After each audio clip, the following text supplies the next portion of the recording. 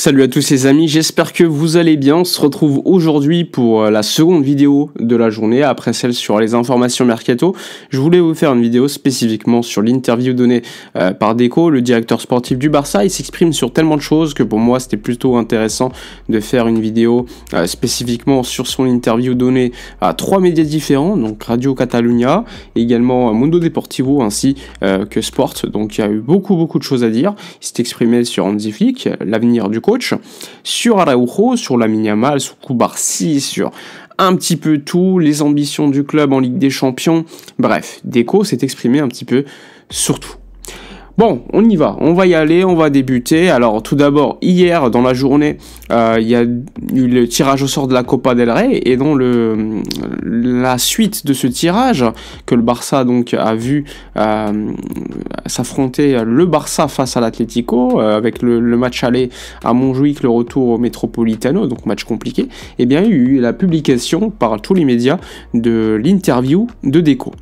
Il s'exprime sur Lamine Yamal, il dit notamment qu'il n'y a pas de prix pour Lamine parce qu'il n'y a aucune offre qui sera tolérée, tout simplement, aucune offre sera écoutée par le Barça pour Lamine Yamal, qu'évidemment il fait partie de cette fameuse colonne vertébrale composée de Pedri et Yavi ainsi que de Cubarsí, et en ce sens il a dit que Lamine Yamal et Cubarsí étaient des bêtes, des monstres très rares, donc des joueurs qui à 17 ans avec une pression qui ne les touche pas. Donc ça a été un élément très fort de l'interview de Deco qui montre en effet que son travail de renforcement de la colonne vertébrale a été fait et continue en effet d'être fait avec cette prolongation aujourd'hui de Cubarsí. C'est également exprimé sur City en disant, vous avez vu, City en janvier a dépensé plus de 200 millions d'euros. Nous, on peut pas faire ça. On n'a pas besoin de recruter 4 ou 5 joueurs à la fois comme City le fait. Eux, ils sont dans une phase de renouvellement.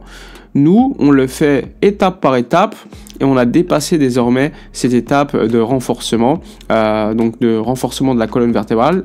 Maintenant, on va vouloir aider tout simplement cette colonne vertébrale avec quelques renforts supplémentaires. Donc ça a été aussi une déclaration que j'ai trouvé intéressante de Deco. Il voit quand même que au niveau européen, il y a des clubs qui peuvent se renforcer à coups de millions. Franchement, 200 millions d'euros au mois de janvier, le Barça ne peut pas. Et il voit qu'il y a encore quand même des petites pièces à apporter à ce Barça pour avoir une équipe, on va dire, un peu plus solide. Deco a également dit qu'il voulait prolonger Frenkie de Jong, et en ce sens, eh bien, il est très conciliant, il est très dans la facilité quand il s'agit de parler de Frenkie. Il dit que Frenkie est un joueur de talent exceptionnel et que tout simplement ce renouvellement de contrat, il faudra qu'il soit discuté plutôt au printemps, et qu'il veut des joueurs comme Frenkie de Jong parce que ce sont des joueurs qui veulent gagner des titres à Barcelone, et qu'un joueur, il doit pas vouloir jouer à Barcelone, il doit vouloir gagner des titres à Barcelone, ce qui est pour lui une différence notable.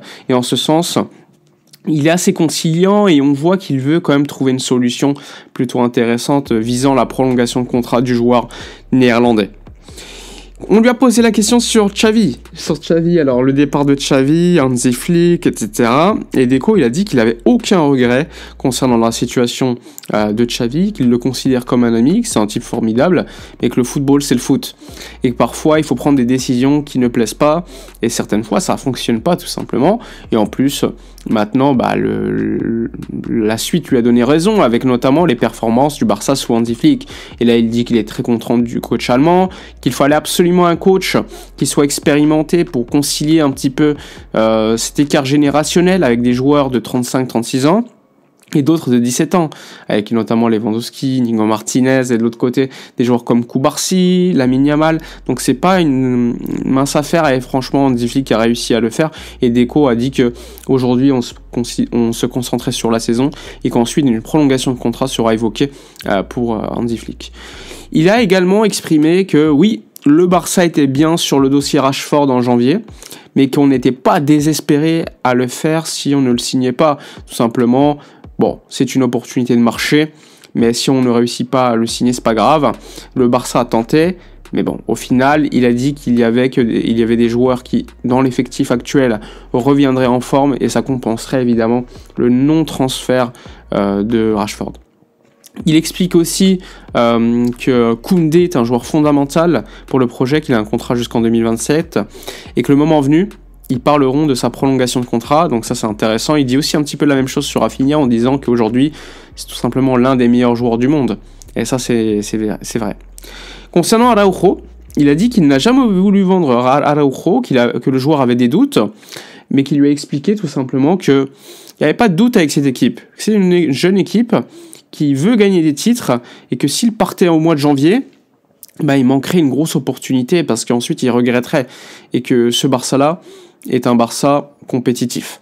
Et donc Araujo finalement resté, et quand on lui dit est-ce que Araujo va rester en été, il dit bon, s'il a prolongé, je pense que c'est pour rester quelques années de plus, mais bon, on n'est pas sûr. Et là, Deco, il est véritablement dans l'expectative de ce qui va se passer avec Araujo. Donc là, attention, un dossier qu'il faudra suivre l'été prochain. Il dit aussi que Lewandowski a un contrat, que le club aurait pu résilier ce contrat s'il ne remplissait pas ces conditions-là. Les conditions, c'est le temps de jeu. En ce moment-là, Lewandowski il joue quand même pas mal, donc normalement, il n'y aura pas de problème. Mais il laisse quand même la porte ouverte à quelque chose. C'est que Lewandowski, certes, contractuellement, peut rester, mais il peut également décider de partir. Donc ça, c'est un élément clair qu'on n'avait pas forcément compris. Mais en tout cas, Deco, il dit que moi, je pense qu'il continuera. Quand on lui parle, il parle toujours du futur et de la saison prochaine à Barcelone. Donc, normalement, Lewandowski devrait bien rester jusqu'en 2026. Il s'exprime également sur le sujet Ligue des Champions. Il dit est-ce qu'on est favori ? Franchement, je pense pas.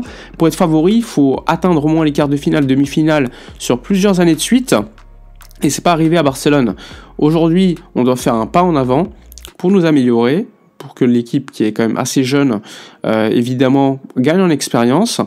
Et évidemment, on ne sera pas les favoris, mais une équipe quand même plutôt outsider. Et ça, c'est intéressant. C'est un discours que j'aime beaucoup de la part de Deco, qui est très réaliste, qui ne veut pas, évidemment, en faire trop. C'est peut-être de la com', mais imaginez s'il avait dit oui, le Barça est favori, ça rajouterait de la pression inutile à mon goût. Donc c'est une bonne déclaration, je pense, de la part de Deco. Ensuite, concernant Eric Garcia, on lui dit est-ce que tu vas prolonger Eric ? Il dit Eric est un joueur qui a beaucoup progressé. Il a progressé avec Gérone cette saison aussi. Pas mal de clubs le veulent. Le Eric Garcia que les clubs veulent aujourd'hui, c'est pas l'Eric Garcia de l'année dernière. Donc c'est un joueur plus mature, il a gagné les Jeux Olympiques, il a 23 ans, il a désormais atteint la maturité, il lui reste 1 an de contrat. Notre relation avec son agent est très bonne. On verra ce qui va se passer. Je pense qu'il va rester parce qu'il a le potentiel pour atteindre un très bon niveau. Mais il doit aussi montrer une envie de rester. Parce que s'il veut partir parce qu'il veut jouer, eh bien, on prendra une décision ensemble. Donc là aussi, dossier qui sera à suivre l'été prochain entre Eric Garcia, Lewandowski et d'autres. On va voir ce qui va se passer pour eux. En tout cas, le Barça valorise Eric Garcia et dit en gros que son prix, c'est plus le même. C'est plus le même et c'est légitime. Il dit aussi, Deco, que sur le sujet Jonathan Tah, qu'il y a 4 défenseurs centraux actuels à haut niveau à Barcelone. En plus, il ne compte pas forcément Christensen qui était blessé. Et que si aucun part, il n'y a aucune raison de prendre Jonathan Tah. Donc ça, c'est un élément super important. Donc je pense que le transfert aujourd'hui est en stand-by en attendant de voir ce qui va se dérouler avec Eric Garcia, avec Christensen, etc. Parce que le Barça n'est pas sûr non plus de Ronald Araujo. S'il y a 4 centraux de niveau que Hansi Flick veut, eh bien il faudra savoir ce qui va se passer pour les autres, tout simplement, avant de signer définitivement Tah. Donc ça, c'est un autre élément très très important de cette interview donnée par le directeur sportif du Barça. Bon, on a fait un petit peu le tour sur cette interview. Il y a des propos que je considère plutôt intéressants, d'autres un peu moins. Donc là, je vous ai évoqué surtout les dossiers les plus importants. Donc n'hésitez pas dans les commentaires à donner votre avis sur ces propos. N'hésitez pas à liker comme d'habitude ou à partager. Moi, je vous dis à la prochaine et d'ici là, comme d'habitude, portez-vous bien.